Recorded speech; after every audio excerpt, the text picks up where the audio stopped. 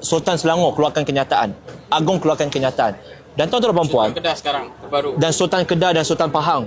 Saya tak pernah tahu ada satu sejarah, satu pergerakan yang begitu pendek umurnya, tetapi impaknya sehingga beberapa sultan mengeluarkan kenyataan.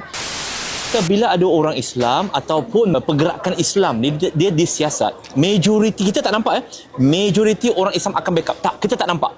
Malahan kita nampak majoriti orang Islam akan kata perlu disiasat dengan betul, dan jikalau salah, setuju, sabitkan dengan dia. Betul? Setuju. Okey? Hatta baru-baru ni kan, pemandu mabuk. Betul? Lepas tu didapati Melayu, tentera. Oh, lepas tu kata, mana Zamri Winok? Semua nak cari Firdaus Bong, Zamri Winok ke? Tapi kita tengok ramai-ramai netizen kat situ sebelum sempat mereka tu nak menganjing kita. Kita nampak netizen Muslim tu dengan nama Muslim tu, dia kata tak kira type M ke type apa ke, kalau Melayu lagi teruk bagi dia. Nah, dia tak ada kata ini geng kita, jangan macam tu, tak ada. Tapi tuan-tuan dan puan, ada perbezaan. Sebaliknya bila ada saya sebut kuil haram. Bila kuil haram, buat mereka akan backup. saya sebut statistik. Statistik speak louder.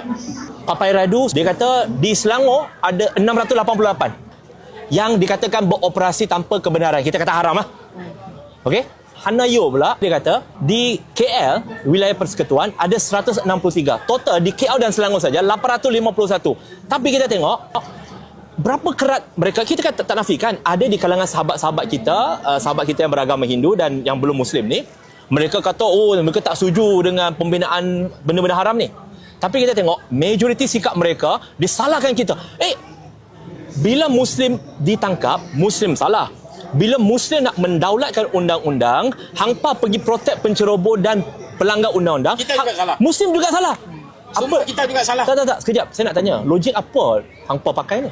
Kita tengok sikap orang Islam secara konsisten, majoritinya we are very consistent.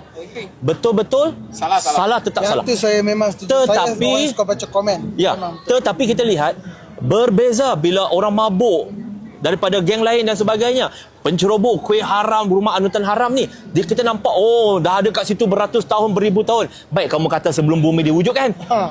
Kita tak menjustifikasi kesalahan, satu, kita tak play victims, kedua, dan kita tak minta pampasan.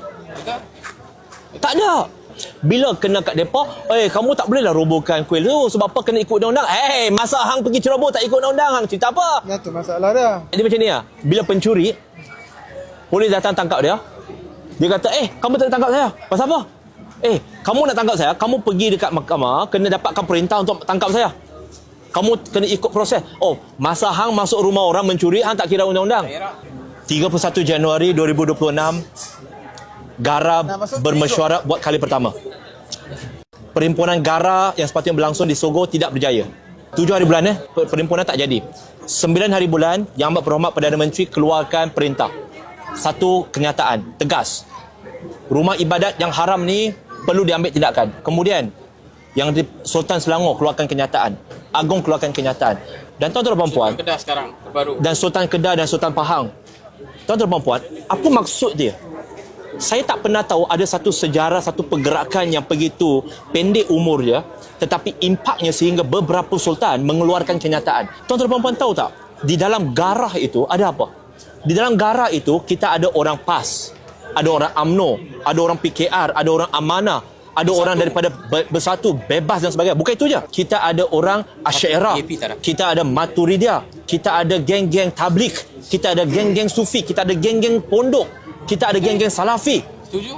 Now, tetapi apabila kita melihat kepada perbezaan agama itu menjadikan kita berpecah dan bergaduh, tetapi di atas asbab kita menyokong dan kita bersama dalam objektif yang besar ini, zikrullah, kerana niat letak pada Allah. Bagaimana kita dengan bersatunya, baru sikit kita boleh menggegar satu Malaysia.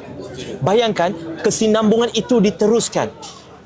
Mengambil kesempatan zikrullah ini, ingat pada Allah, niat kita pada Allah, dan moga-moga Allah merahmati dan satukan hati-hati kita, insya-Allah. Amin.